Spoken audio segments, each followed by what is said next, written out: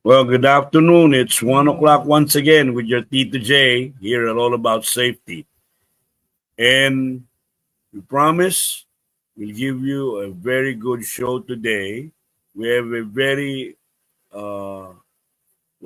unorthodox, no? Hindi pangkaraniwan pong ang guest natin ngayon, ano?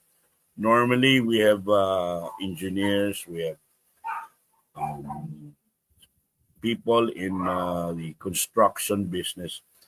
We have right now, I think, is more than everybody else. At nagpapasalamat ako na naanuhan niya po tayo, na napagbigyan niya tayo. But our topic po last week, sinasabi ko na, yung itong impeachment case na to, is really dividing our country. And moreover, nakita nyo is China is again harassing our vessels, our fishermen. Hindi tayo makapangisda doon eh.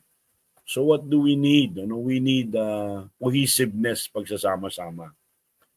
We need unity. Yung tinasabi nga niya, ni President Marcos at ni Vice President Sara. And if we are a divided nation, wala po. Yung mga Amerikano, you could see, magkakaaway sila, pagka-eleksyon. Pagkatapos niyan, magkakaibigan na naman po sila. Kaya, we really have to be on our foot. Ang paa natin dapat,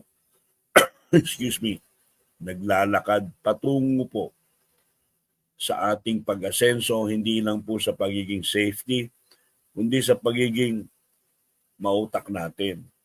Gawin natin po ang gawin natin tayo maging magandang halimbawa. Nga pala, nandito na si Ronald Baring Malabanan, no? Nagpapa-shoutout na kagad, no? Ronald, may maganda tayong guest ngayon. Hindi basta-basta ordinaryong guest. Ang ating papag-usapan ay tungkol sa mga ganyan, tungkol sa batas. At magbi-birthday na pala si Emma Redaha mamaya, Marvin.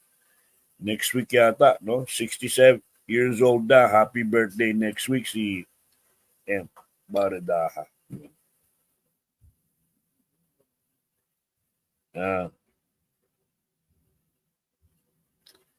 Okay. Ayan, Lumano pala to si Edwin Salido. Si Edwin, Edwin, sa radyo lang ako eh. Then, we'll do it.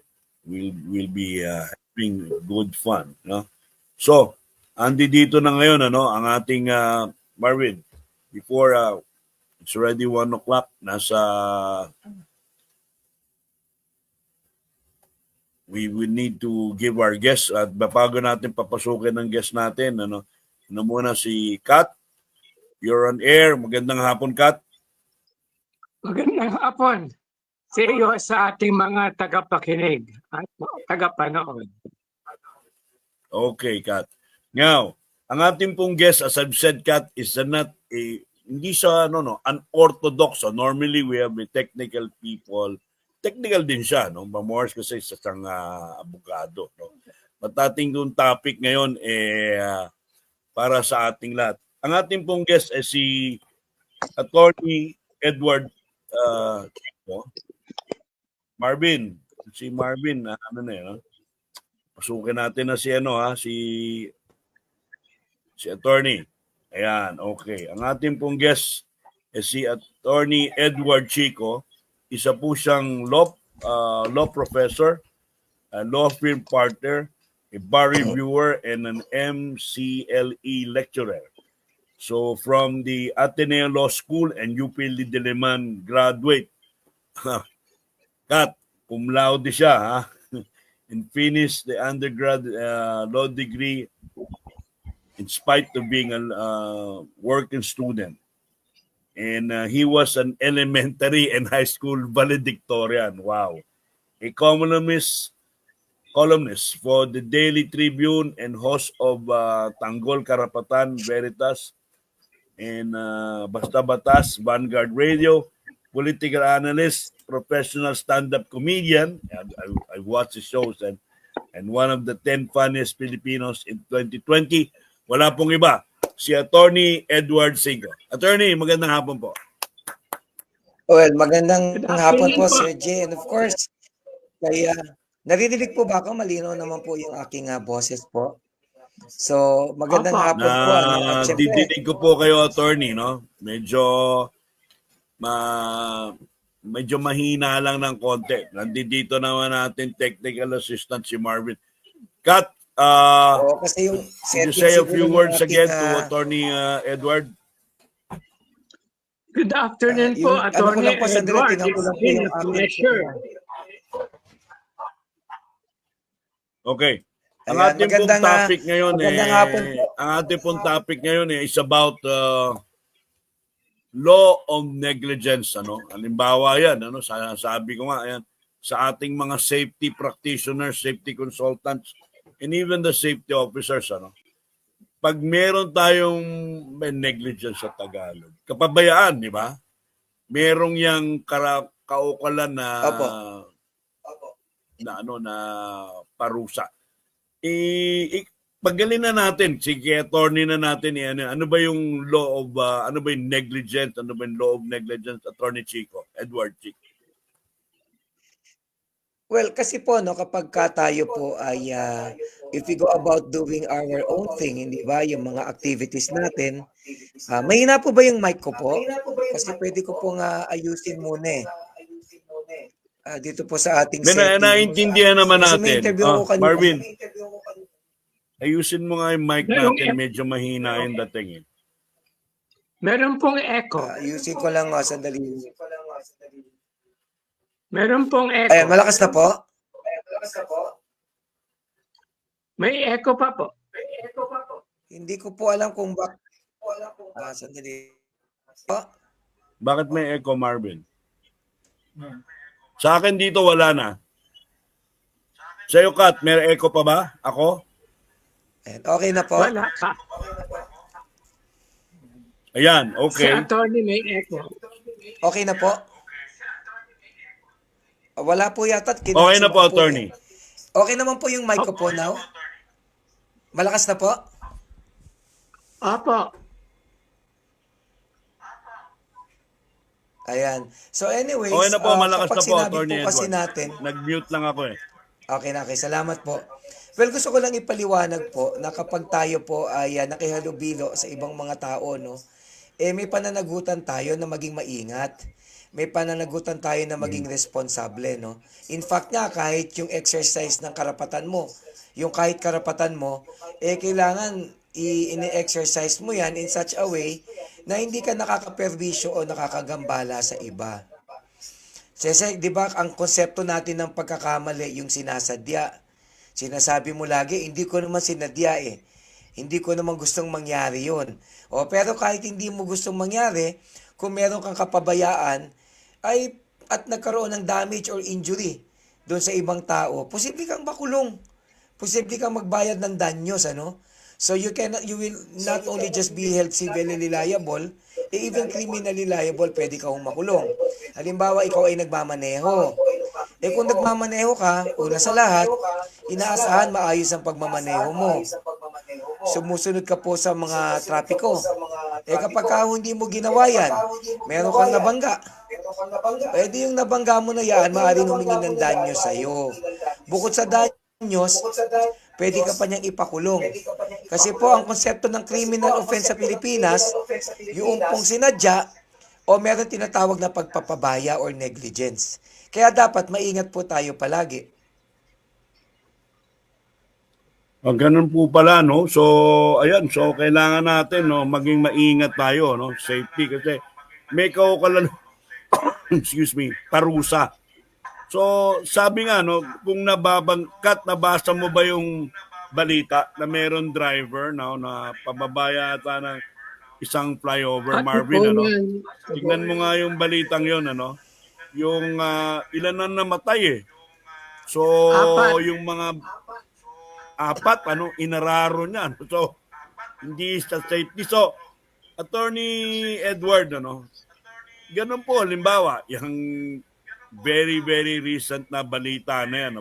Pinapa-upload ko lang kay Marvin. So nakulong po yung driver, no? Yung pong sa party laging sinasabi lagi ng mga driver, yung parang sunog electrical malfunction.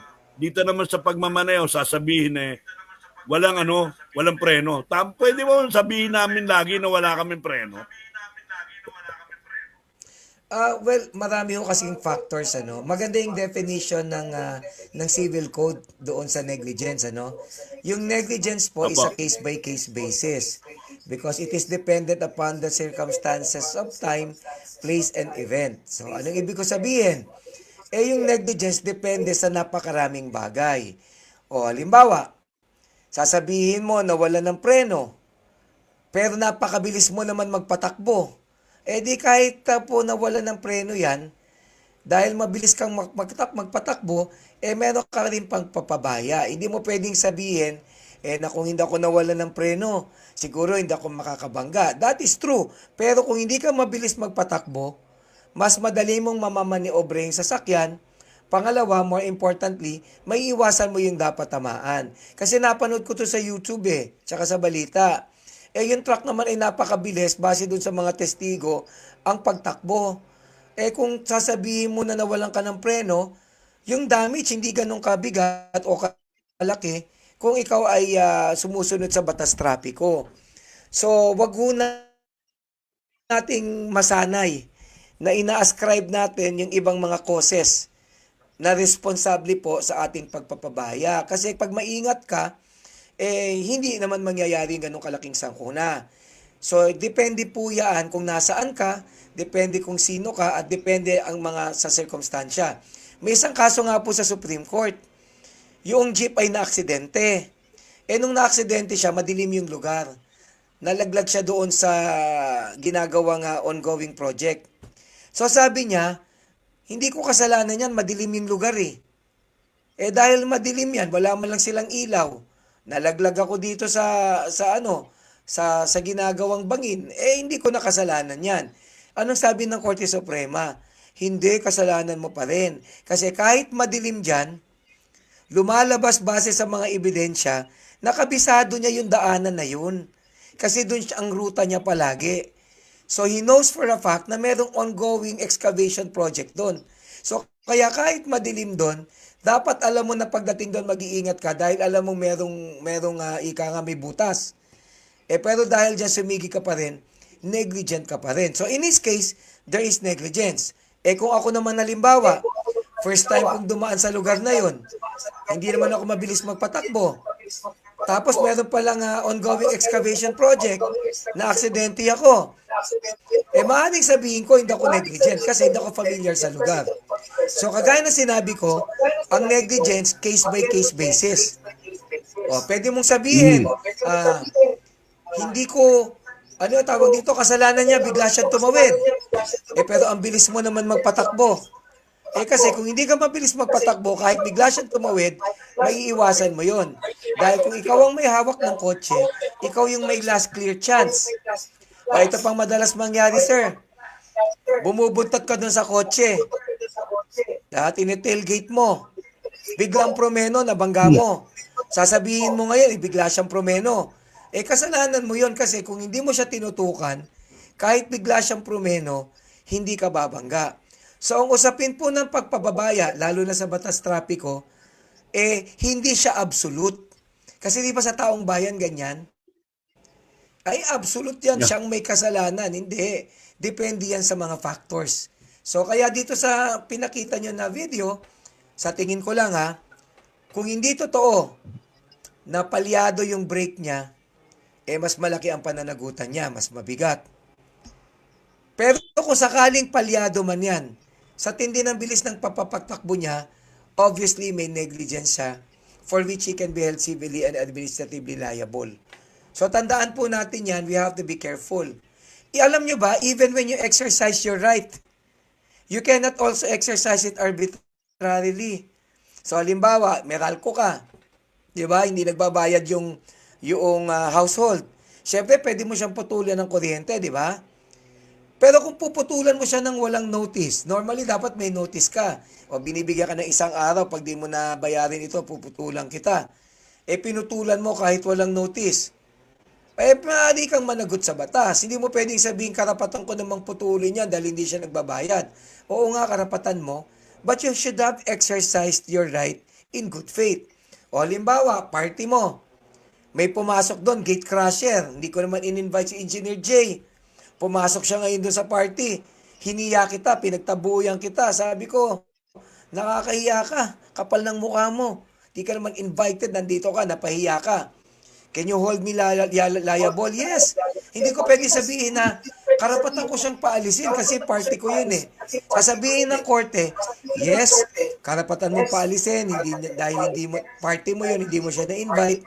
But you should have done it in a manner that also respects the other person.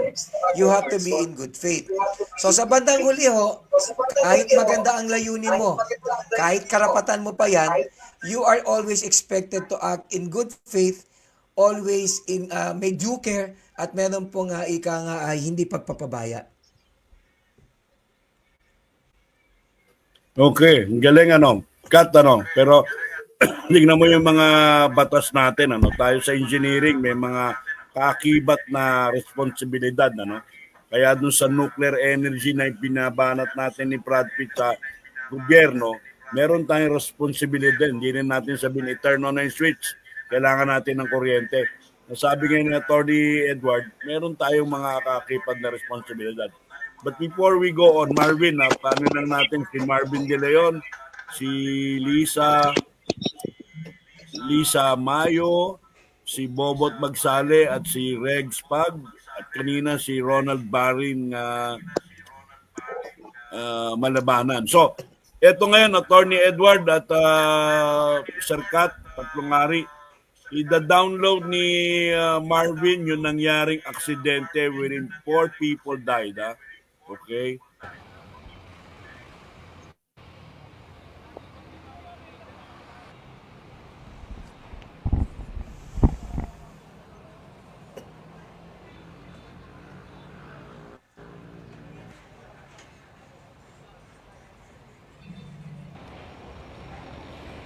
Okay, may sound pa, Marvin? Wala akong nadidinig.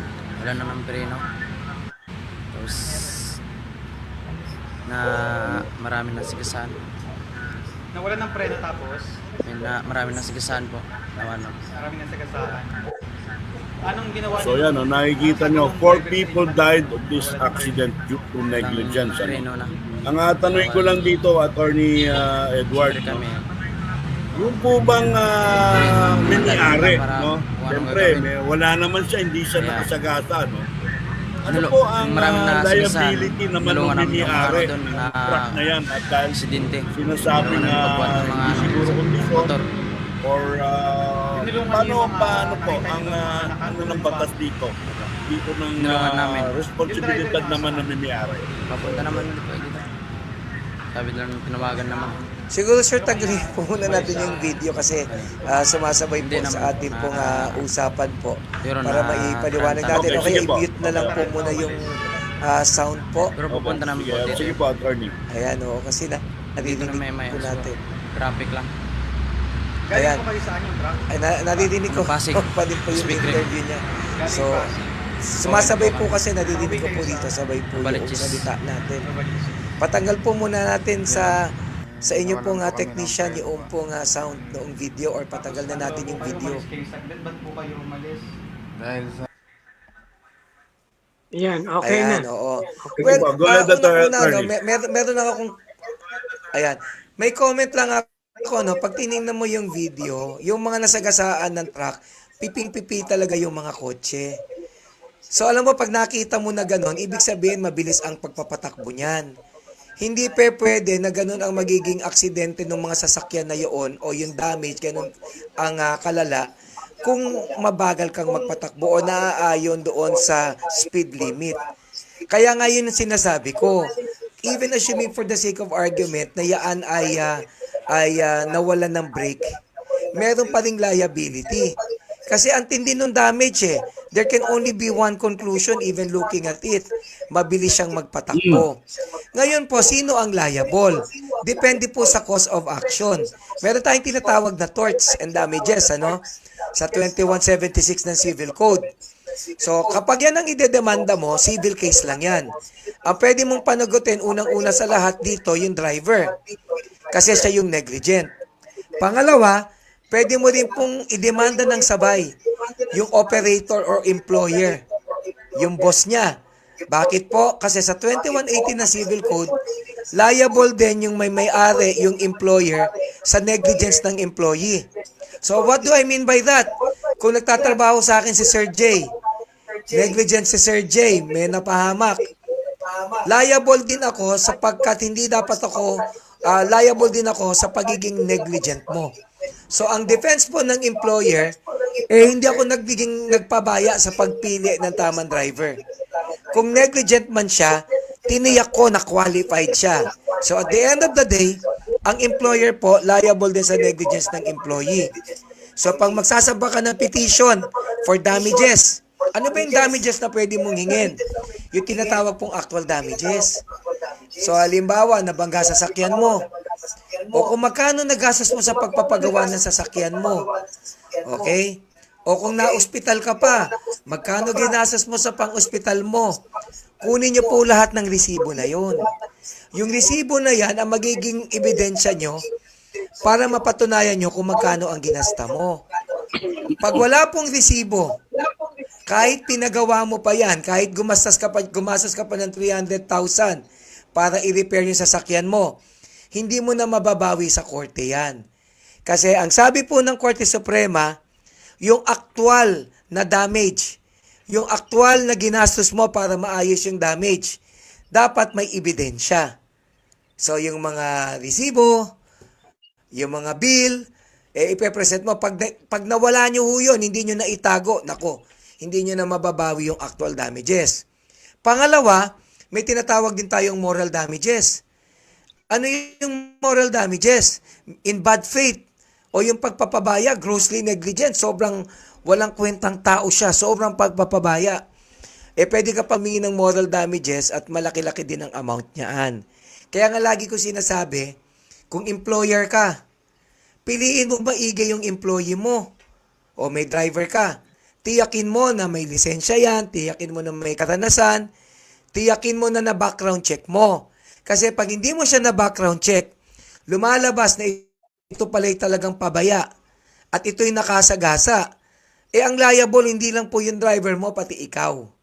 Ngayon, kapag ka po ikaw ay nakabangga, may isa pang tinatawag na liability, criminal liability naman.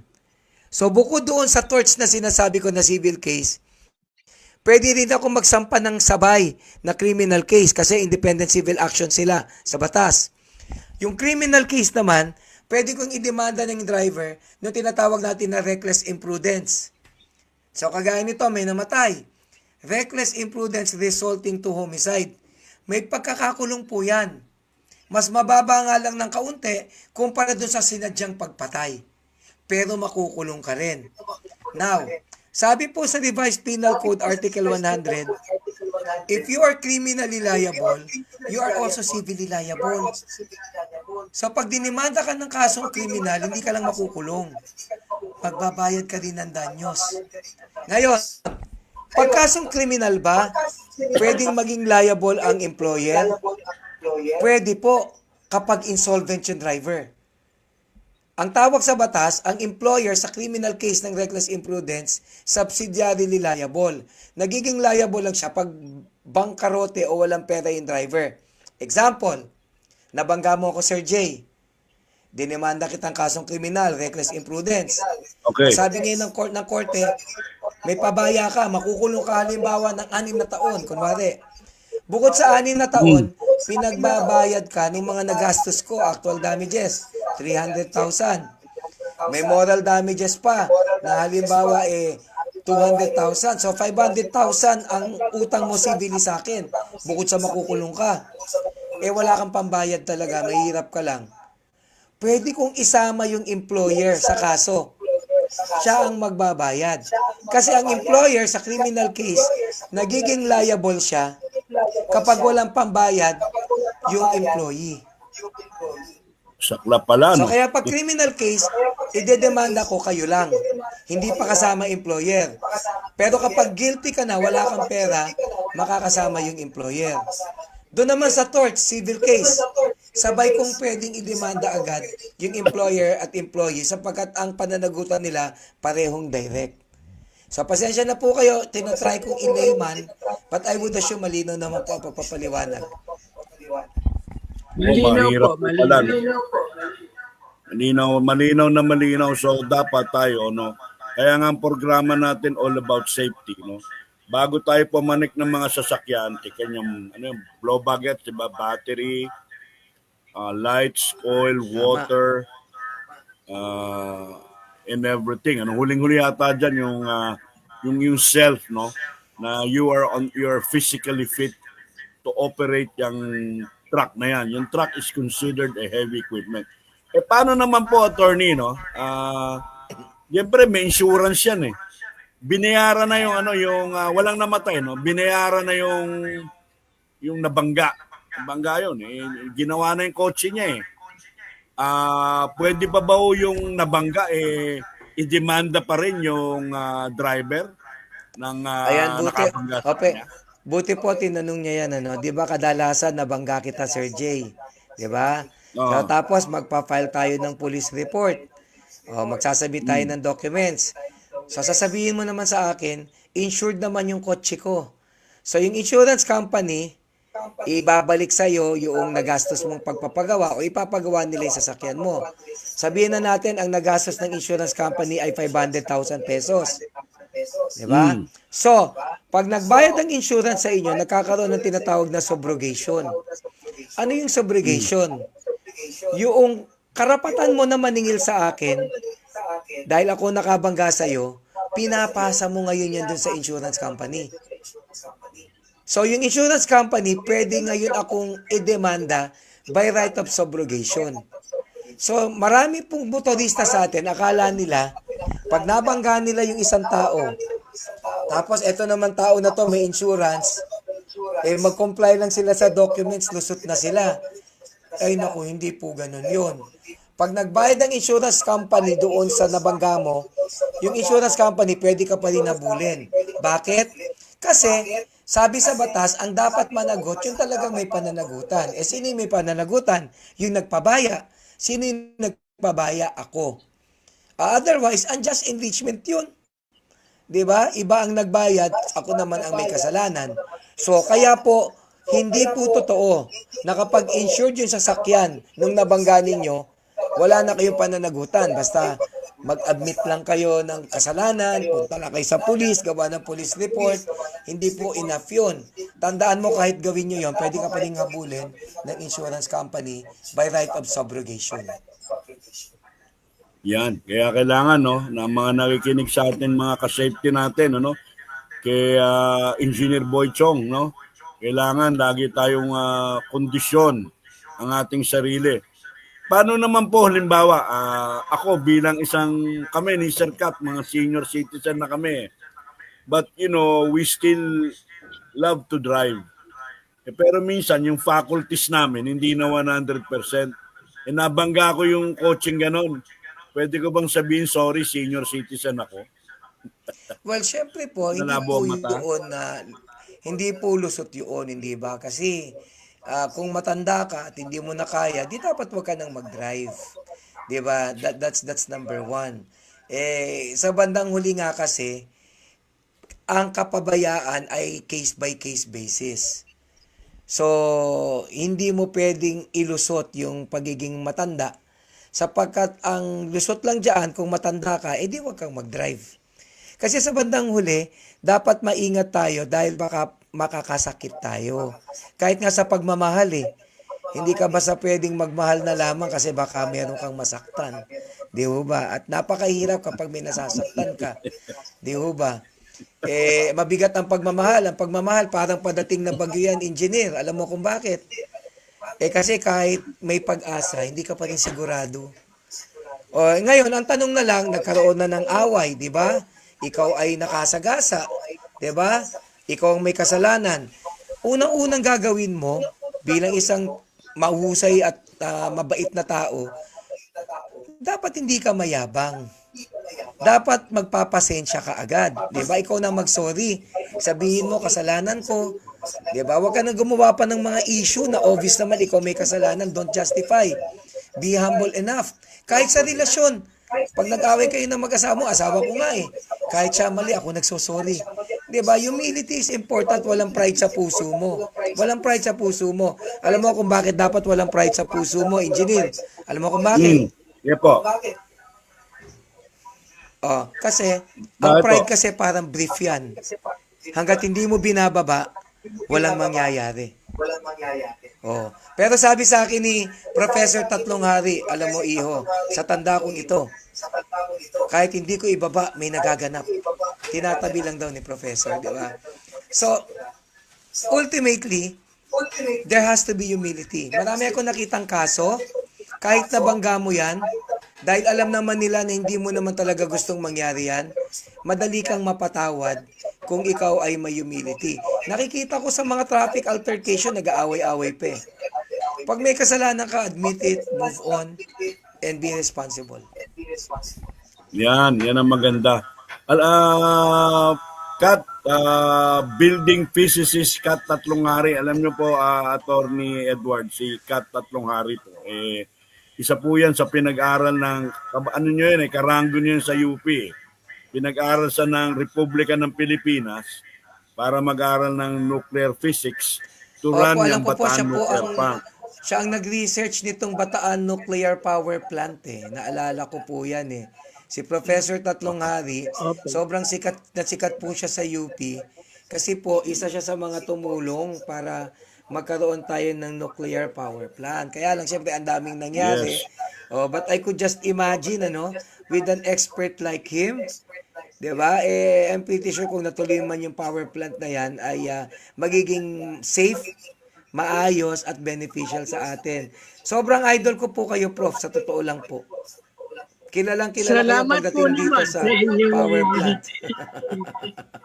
Okay, Idol ko may po yan, tanong idol po ko po ako si Prof. regarding yung sa right of subrogation. So, ang mga charge po sa inyo, yung insurance company, Opo. Ang insurance company na po Ay, ang di- magdedemanda. baliw pala po yung binabayad ko sa insurance kung sila mismo ang magdidemanda pa sa akin. Bakit Actually, pa po ako hindi- kumuha ng... Okay. Meron din naman po kasi mga aksidente na wala namang kapabayaan ng ibang tao. Di ho ba? O may mga aksidente naman na hindi ka na rin talaga makakakulik. Halimbawa, nakarnap sa sakyan mo, hindi mo alam kung sino kumuha. Nagbabayad din naman yung insurance company doon.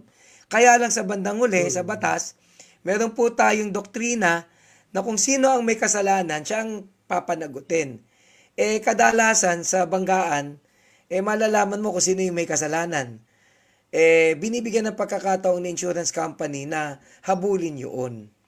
Kasi talaga pong ganon dahil yun po ang sinasabi ng batas. But as I said, there are situations na wala namang mahahabol ang insurance company na iba pa, and yet nagbabayad din po sila. Kasi ang otherwise, Opo. ang sabi rin ng Korte Suprema kasi, Professor, kung hahayaan na lang natin na magbayad ng insurance, yung insurance company, hindi na rin magtatanda o hindi matututo yung mga motorista. Ang gagawin nila, wala silang pakialam, mambabangga lang sila, total covered naman ng insurance. So to do away with that possibility or with that situation, pinananagot ka dahil ikaw ang may kasalanan. Tsaka sa bandang huli, ganun talaga ang buhay. Kung sinong may kasalanan siya dapat ang mananagot. Pero sa katotohanan ng realidad ng ating pamumuhay, kadalasan maraming inosenteng napapahamak.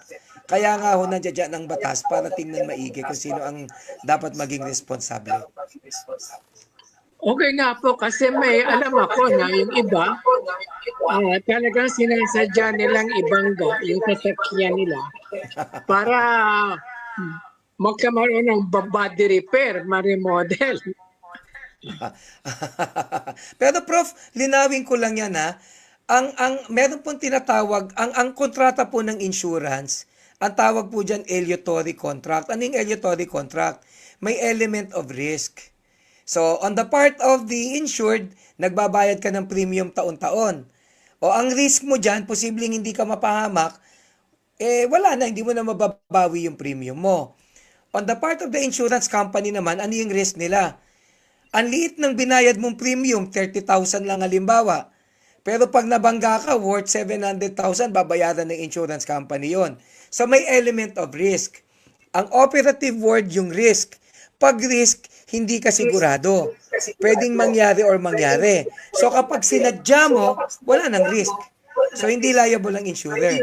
Kaya nga po may investigasyon.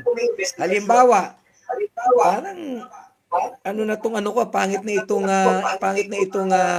body ng kotse ko wala akong panggawa, sadyain ko ng banggain na lang, tapos singilin ko sa insurance company.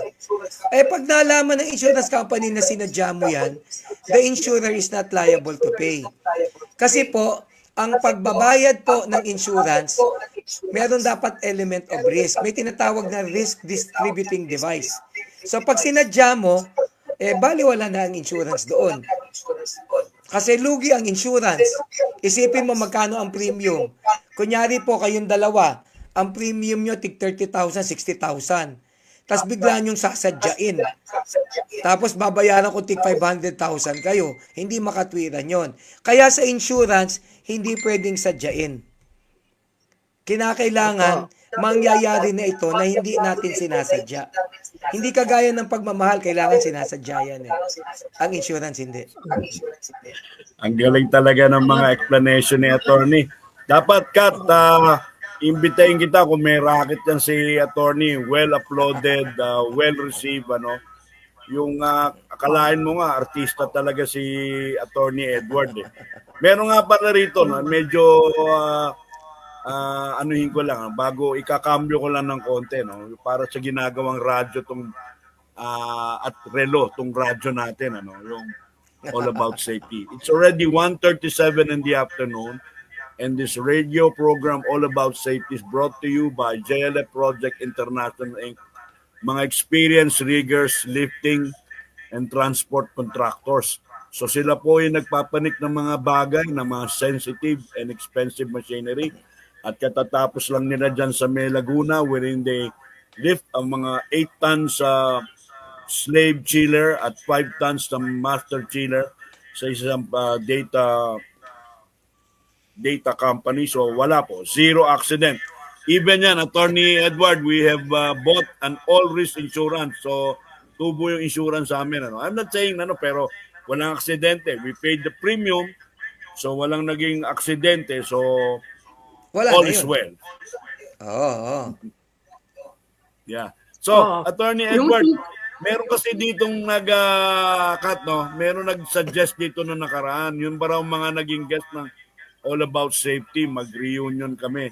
Naiisip ko, Kat, KKB na lang tayo kung nasaan yung show ni Attorney Edward. At kay Brad Pitt, di ba, binanggit na natin yan noong nakaraang Opo. Sabado, punta tayo doon. Pwede kami Makinig mag-show tayo po ni ng Brad Pitt. Oo. fun and laughter kung nasaan nagsushow si Attorney Edward. Tsaka, Kat, alam mo ba ang galing mag-piano rin? Sabi ko nga, nandito yata Wow. sa taong to lahat matalino. Oo, talagang Stand-up comedian, magaling Renaissance mag-piano. man. Salamat Yan ang doon, talagang So, multi-talented. tignan natin. Attorney, may concern kasi ako sa nuclear. Kasi ang isa pong concern namin regarding yung accidents. Ningon po, in terms of insurance, pag may nangyaring aksidente, ang sobrang laki siguro ng damages, hindi naman natin na pinagdarasal or knock on wood tayo, na kung magkamaroon ng aksidente, sinong insurance company ang papayag na insured yung nuclear plant? Sa ibang bansa po, kunyari kung sa US, meron silang Price-Anderson Act. Ito po ay sinasabi na yung nuclear plant owner ay dapat insured yung in terms of accident and damages. Yung pwede mangyari, yung mga risk involved in the nuclear plant operations. Kaya pa ito ng GSIS o kailangan pa ng Lloyd's equal ito. So, isa akong concern na if ever magka-nuclear plant tayo, sino ang mag-shoulder at sino ang tatanggap ng insurance nitong plantang ito? Well, sa batas po natin, pag-usapan natin ng insurance, alam mo po, pag mas mataas yung risk, mas mataas din yung premium. So, ganun lang yan Tama. So, the greater the risk, the greater the premium. Alam mo kasi sa insurance, sa Section 77 po ng Insurance Code, may tinatawag tayong cash and carry principle. Ang insurance contract, hindi siya magiging epektibo unless nagbayad ka ng premium. Di ba sa ibang kontrata ng pagbebenta, peer consent lang enough O, Sir Jay, bili mo yung relo ko, 100,000. Pag umuo ka, may perfected contract na tayo. O, pwede ko nang hungin yung relo at pwede na ako magbayad. Sa insurance, pag di ka nagbigay ng premium, walang insurance contract. Kasi cash and carry principle yan. Dahil yung perang binabayad mo na premium, iniipon yan para may pambayad yung insurer. Kasi kinukuha ng insurer yung pambayad sa mga premium din. Kung di ka magbibigay ng premium, di walang pambayad ng insurer. So, kaya cash and carry principle. So, ngayon, pag nakita mo mas mataas yung risk, mas mataas din yung premium na sisingilin mo. Kasi yung lugi mo ay mas mabigat kesa sa lugi mo sa ordinaryong mga bagay na ang risk naman ay hindi ganun kalaki. Ang problema lang, kung kaya ba halimbawa ng insurance company. Would an insurance company be willing to do that? Sa mga mayayaman po kasing bansa, pwede po kasing sa kanilang magtayo ng power plant ng isang pribadong kumpanya. 'Di ba? Subject to government regulation. Pero sa Pilipinas, I think to make this happen, una sa lahat, kinakailangan talaga manggaling sa gobyerno ang inisyatibo. Kung meron man po silang gagamitin po halimbawa na pribadong kumpanya, yung mga BOT agreement yan, yung mga build, operate, transfer. Because yung po mga infrastructure of this magnitude normally cannot be carried out by private companies, and no private companies would even be willing to do that. So for that to be able to become a possibility, may partnership yan sa gobyerno. At sa BOT law natin, may mga provisions naman po tayo that would answer for all those things. Kaya po, kompleto naman ang batas pagdating po dyan. Mag-iiba nga lang po, Prof, ng forma. Dahil sa atin, wala pang nuclear power plant, hindi pa natin na-contemplate yun. Kadalasan ng BOT natin, yung mga NLEX, SLEX, pagpapalawak ng karsada. So what I would assume, kung sakaling ang BOT ay patungkol sa nuclear power plant, may agreement po dyan for purposes of remedies available if something happen. Ang ginagawa kasi ng gobyerno at ng private firm, binabalansin nila yung interest nilang pareho para walang lugi. So we have laws po with respect to investment that would basically take care of those things. Iba nga lang pong avenue. Ganun po. Ayun, very well said, Kat, no? Yung inaano natin, I think siguro syndicated insurance to, hindi lang mga nandito sa Pilipinas, no? Pati mga big overseas insurance companies. Yung malalaki, ibang setup po yan. Primarily may BOT law, and the contract entered into would become the law between the parties. Kompleto po yan kompleto ng provisions po sila dyan para dyan. Kasi walang pribadong kumpanya, lalo na kung foreign, ang pupunta dito at susugal kung alam niyang malulugi siya. Di ba? Yes, wala talaga. Ang alam ko noon, yung lahat ng power plants ng National Power noon ay insured ng GSIS. Kasi kaya ng GSIS for any loss and damages. na mai-incurred ng Opo. conventional power plant. Opo, kagaya nga po ng sinabi ko po, doon po kasi pumapasok yung gobyerno. Kasi wala hong pribadong insurance company ang maglalakas ng loob. Kasi nga yung panganib, yung risk is too great. So kung ikaw ay pribadong kumpanya, dalawa ang problema mo. Una, baka hindi kaya ng resources mo na magbayad kung magka-problema. Pangalawa, yung danger na pag may nangyari, mauubos ka ay siguradong sigurado. Kaya nga sa BOT route natin, they find a way to make it happen. So in this case, sa mga ordinary power plant natin, yung GSIS, ang problema nga lang, sa tingin ko lang po, Prof, gagawa sila ng ibang arrangement. Kasi kahit sa GSIS, napakalaking exposure sa risk pag nuclear power plant. But I'm pretty sure they'll find a way to make it happen. Or Congress might even enact a separate law on this. Doon Marami nga po naman sa yan, no? US, yung sinabi, yung Price-Anderson Act, Ano po? Yung? doon po sa US, meron silang batas, yung Price-Anderson Act, na yung sa developer ng nuclear plant should take care or should reserve a certain amount of money in case there is an accident associated with the operation of the nuclear plant. Yun po ang kailangan natin na batas rito. Yung Actually pong po, similar sa Price-Anderson Act ng US. Actually, Prof, tama po yan. In consonance with that, i-discuss ko lang. Alam niyo po, sa Pilipinas, wala tayong medical malpractice law per se. So pagka ikaw po ay nagpa-opera sa doktor, nagka-problema, di ba? Kailangan mo siyang i-demanda sa korte. Ang hirap i-demanda ng doktor kasi nga sabi ng Korte Suprema, ang skills ng pagiging doktor napakataas. So para malaman mo kung negligent siya, kukuha ka ng testigo na doktor din, na expert din.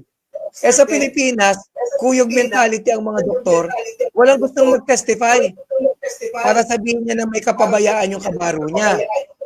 So ang isang lusot sana dyan para madali, gayahin sa Amerika.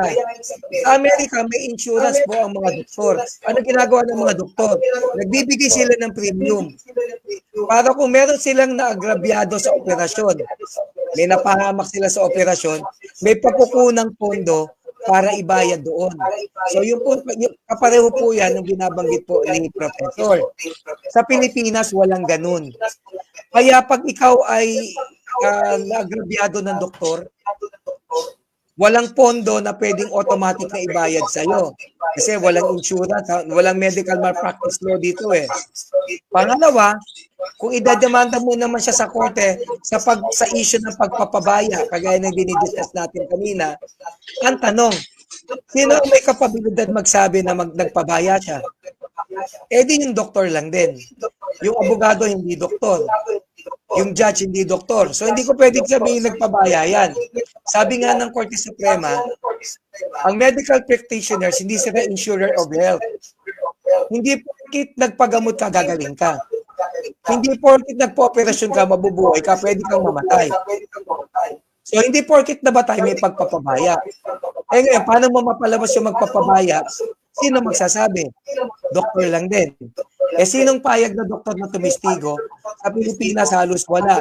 Sir J, Prof, ang tagal ko ng doktor. Wala, hirap kumuha ng lintik na doktor na willing mag-testify.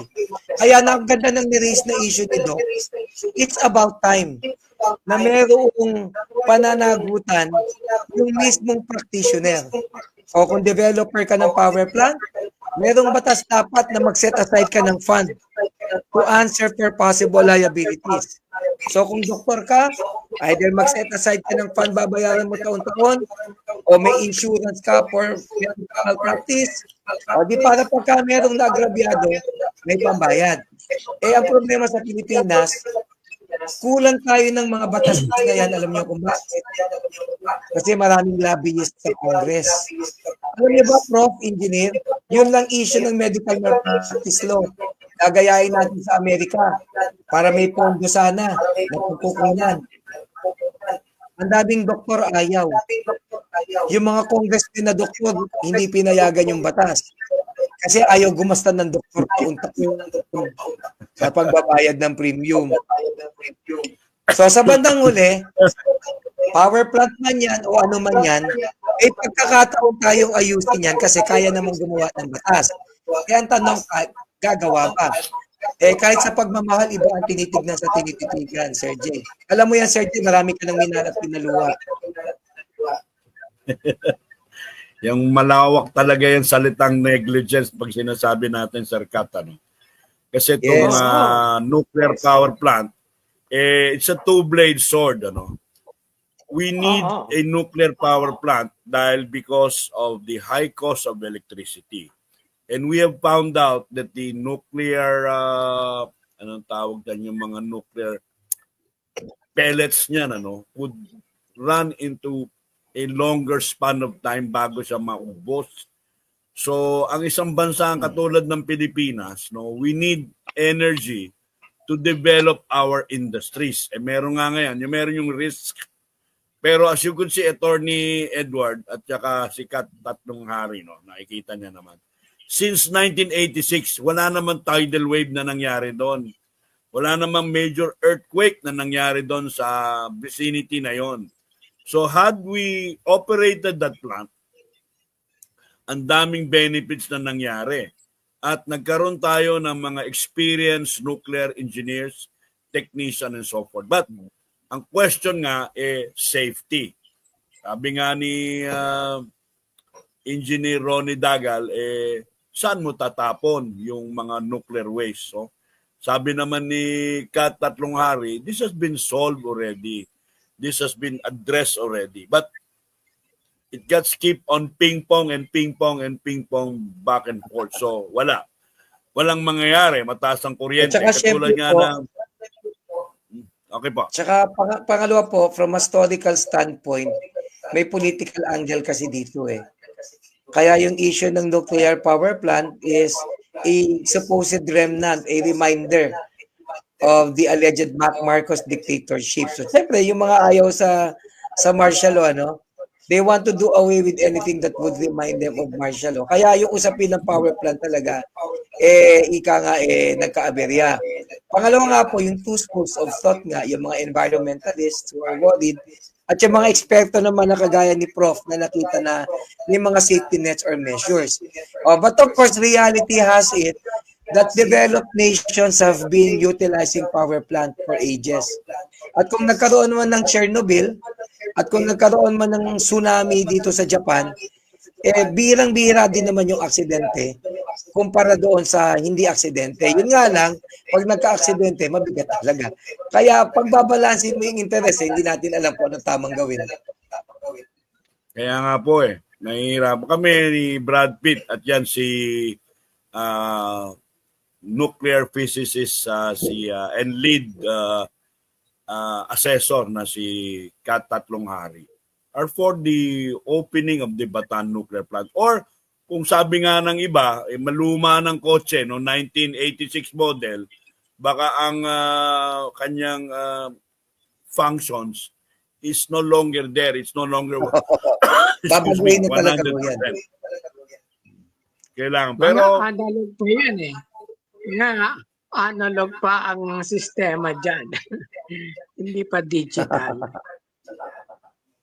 oo, tumanda na nga si Kat naging ano na, no, imaginein mo yung kanyang pinag-aralan hindi na nagamit. So pero nagagamit pa rin sa safety assessment. Galing lang si Kat the other, I think several months ago sa Tiwi Geothermal Plant when he did some assessment of the safety and soundness ng ating mga geothermal plant. At hopefully hindi umabot si Isko by the way, no, malapit na tayo, Attorney Cinco Magal, kasi we only have 1 hour. Saan ba ang show mo ngayon, Attorney Edward? Meron ka bang mga, sabi ni Brad Pitt, dyan sa May Cubao, meron ka raw mga racket dyan eh. Meron ka raw show eh. Meron po tayo sa December 19 po sa Viva Cafe po. So baka po interesado kayo, check niyo lang po yung aking account po, Facebook, Edward Chico, o yung page namin, Insanity, o yung isa kong page, Legally Funny.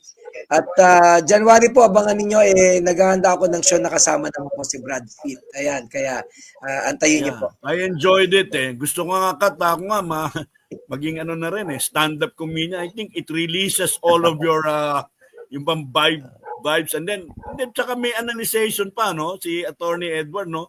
Bakit May opinion kasi Lenny ng Robredo? politiko eh. Di ba?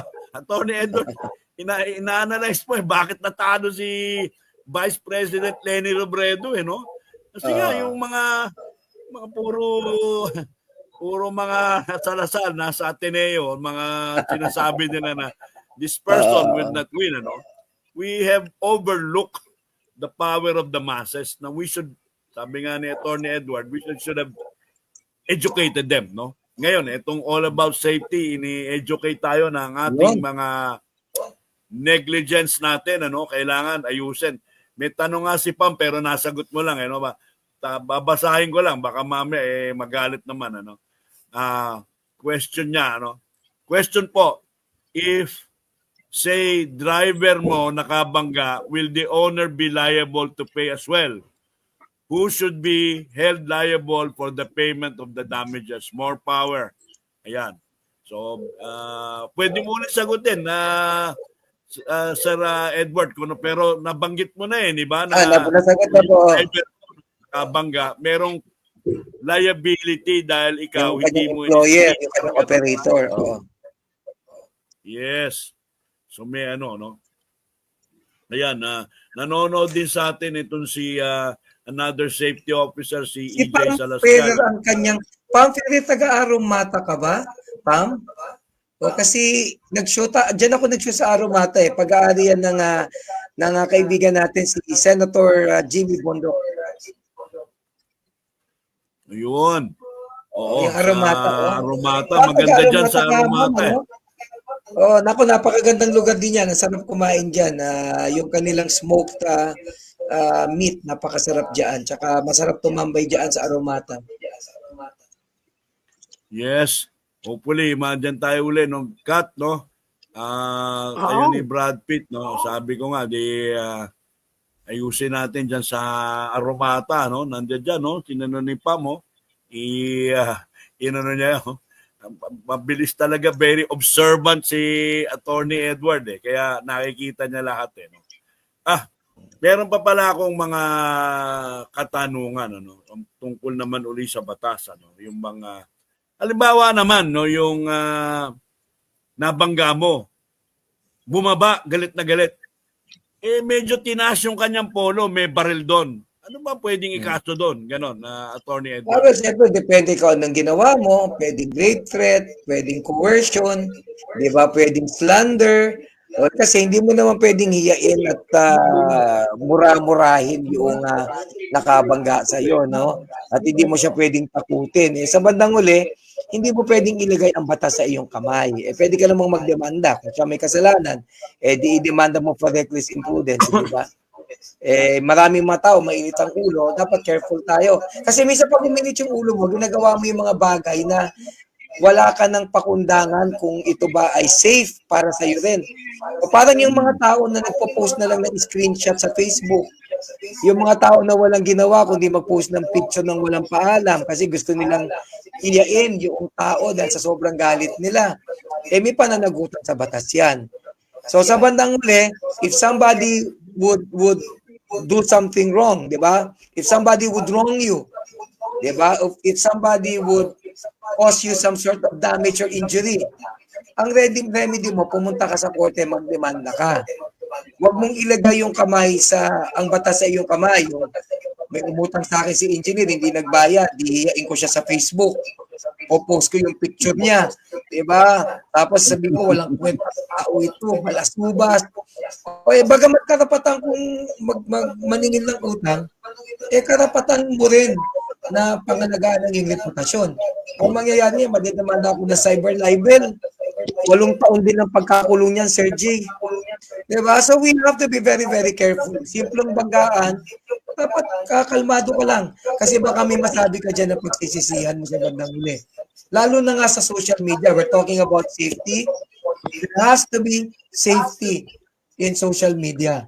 And safety would essentially depend on self-awareness. Eh, ang problema dyan sa social media, meron kang naka-trigger sa'yo. Sasagutin mo na ng pabalagbag, babastusin mo, iyain mo. Sa bandang huli ko pa mademanda. Alam mo ba, nag-joke ako sa Facebook, Sir J.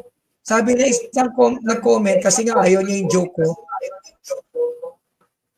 Sabi niya sa akin, bobo ka ako ba? talaga Attorney gusto Chico, ko nang, bobo ka ba? Siyempre, pagka ganyan, Ako, magigilit attorney, mo, gusto ko mumura, i-demanda diba? na ako kasi isang taon na akong hindi binabayaran ng isang kumpanya eh. You know, I am a subcontractor. I also have, ito nga, sila Marvin, sila Tina, sila Jessica, sila Dennis. I have 25 people. Halimbawa kasi ganito, no? Meron akong binabanggit linggo-linggo. He was a former colleague, no? Isa rin siyang engineer, no? Ang problema, matandang ininero, medyo maangas. So, lagi siyang naiipit doon. He owes me mga more or less mga 1 million, ganyan. No? So, siyempre, utangin ko na yan. So, binabanggit ko lagi ang kanyang pangalan dito. Sabi nga ni Brad Pitt, bayaran ng si Jay Ferrer. Kasi talagang if you have a 1 million na receivable, no? Ang hirap.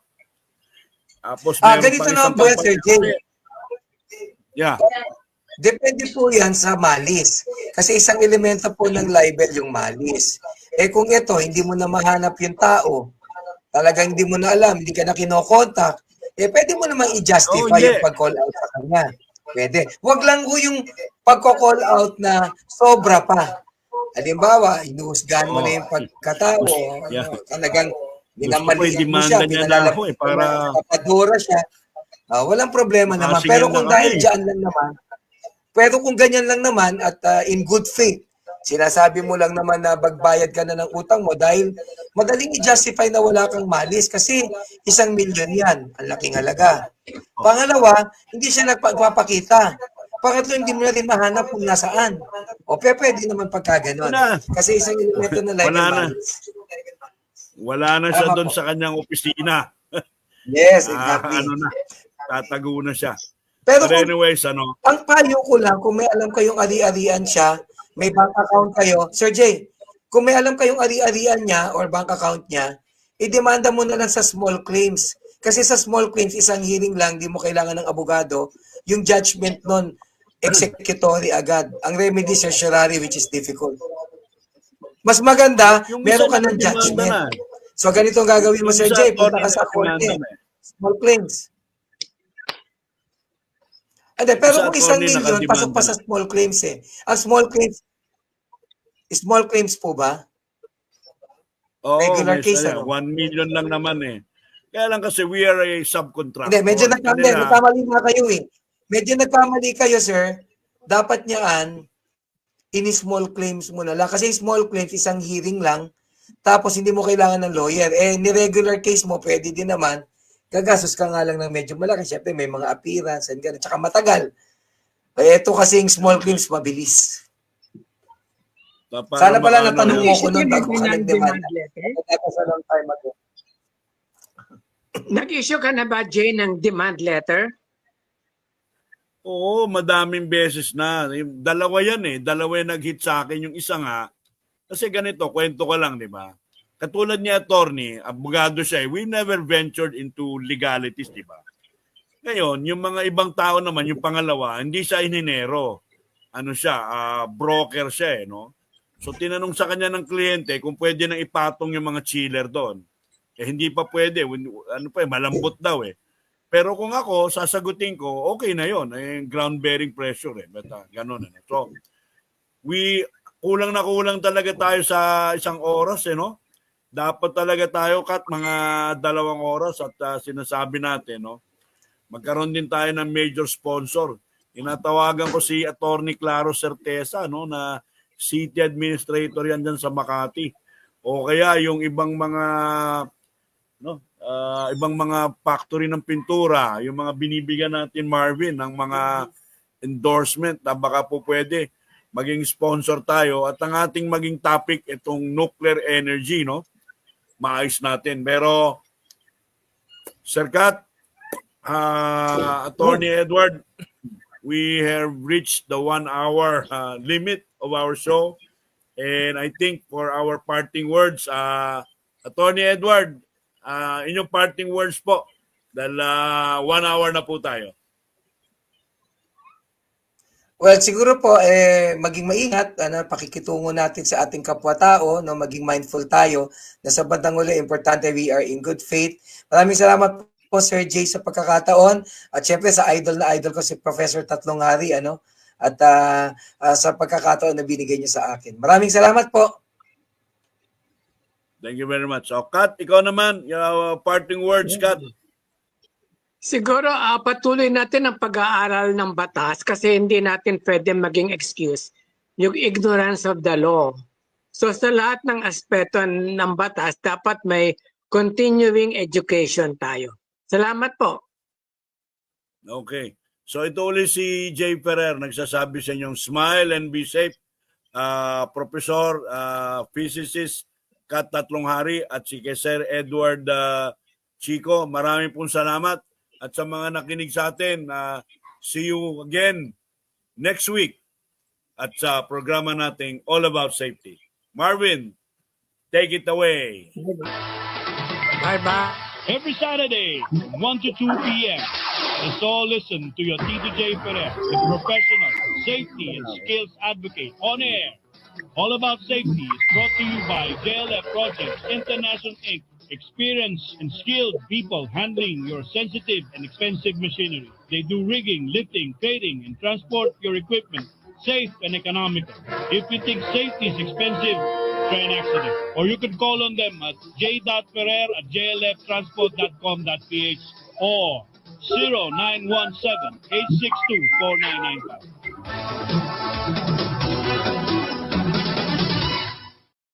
0917-862-4995.